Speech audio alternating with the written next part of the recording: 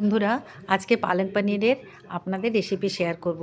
আমি গোটা গোটা পালংগুলোকে খুব ভালো করে ধুয়ে নিয়েছি। ধুয়ে নেওয়ার পর পরিমাণ মতন জল দিয়ে, যতটা আপনারা আমার এখানে মোটামুটি 250 পালং শাক আছে, তো সেই পরিমাণে আপনাদের আজকে আমি দেখাবো। এই দেখুন, আমি জলের মধ্যে পালং শাকগুলোকে দিয়ে দিয়েছি। এইরকম সেদ্ধ হয়ে গেলে এতে একটু নুন দিয়ে দেবেন। সেদ্ধ হয়ে গেলে ভালো করে এটাকে প্রথমে আমরা ছেঁকে নেব। আপনারা যদি সঙ্গে সঙ্গে করেন তাহলে একদম বরফ জলে একটু ফেলে দেবেন, তাতে কালারটা খুব ভালো থাকে। আমি আর ঠান্ডা জলে ফেলিনি, আমি এটাকে ছেঁকে নিয়েছি এবং এটা ঠান্ডা হওয়া পর্যন্ত আমি এটাকে একটা পাত্রের মধ্যে রেখেছি।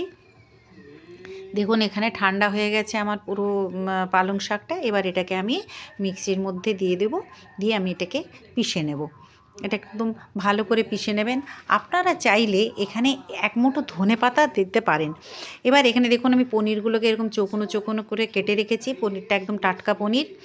আর আমি দুটো টমেটোকে সেদ্ধ করে এরকম ছালটাকে ফেলে দিয়ে এরকম কুচিয়ে রেখেছি। পেঁয়াজকে এরকম একদম ঝিরিঝিরি করে কুচোবেন। আর দুটো আমি কাঁচা লঙ্কা নিয়েছি। বন্ধুরা, কাঁচা লঙ্কার পরিমাণ আপনারা যতটা ঝাল খেতে চান তার উপরে নির্ভর করছে, আপনারা ততটাই দেবেন। এবার সাদা তেল বা সর্ষের তেল যেটাতেই রাঁধবেন, দিয়ে তার মধ্যে আমি লঙ্কা ফোড়ন দিয়ে কুচনো পেঁয়াজগুলো দিয়ে দিয়েছি। পেঁয়াজগুলো খুব একটা লাল হবে না, একটু ট্রান্সপারেন্ট হলেই আমি এখানে যে টমেটোটা কুচিয়ে রেখেছিলাম সেই টমেটোটা এর মধ্যে দিয়ে দিয়েছি। যেহেতু সিদ্ধ করে কুচোনো, তাই টমেটোটা খুব তাড়াতাড়ি আপনাদের রান্না হয়ে যাবে। এতে আমি দিয়ে দিয়েছি পরিমাণ মতন হলুদ। হলুদ আমি একটু কমই দিই, আপনারা চাইলে বেশিও দিতে পারেন। এবার হলুদটা দেওয়ার পর আমি একটু নাড়াচাড়া করে নিয়েছি। এর মধ্যে আদা বাটা আমি একটু দিয়েছি। আদা বাটাটা দেওয়াতে আপনি রসুনও দিতে পারেন বা আদা রসুনটা কুচোনোও দিতে পারেন। আমি এতে যেহেতু নিরামিষ করব, রসুন বাটাটা দিইনি।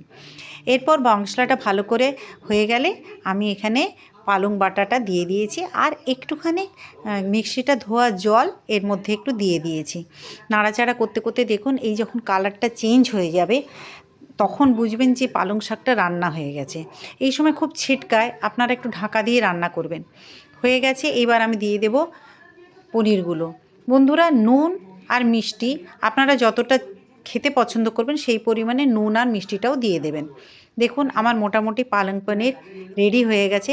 আপনারা যদি পনিরটা ভেজে খেতে যান তাহলে পনিরটাকে ভেজে নিয়ে একটু গরম জলের মধ্যে একটু নুন ফেলে দেবেন, তার মধ্যে পনিরগুলোকে, ভাজা পনিরগুলোকে দিয়ে দেবেন।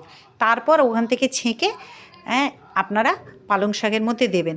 বন্ধুরা, আমার রেসিপি কেমন লাগলো জানাতে ভুলবেন না। আপনাদের উত্তরে অপেক্ষা থাকলাম। Thank you.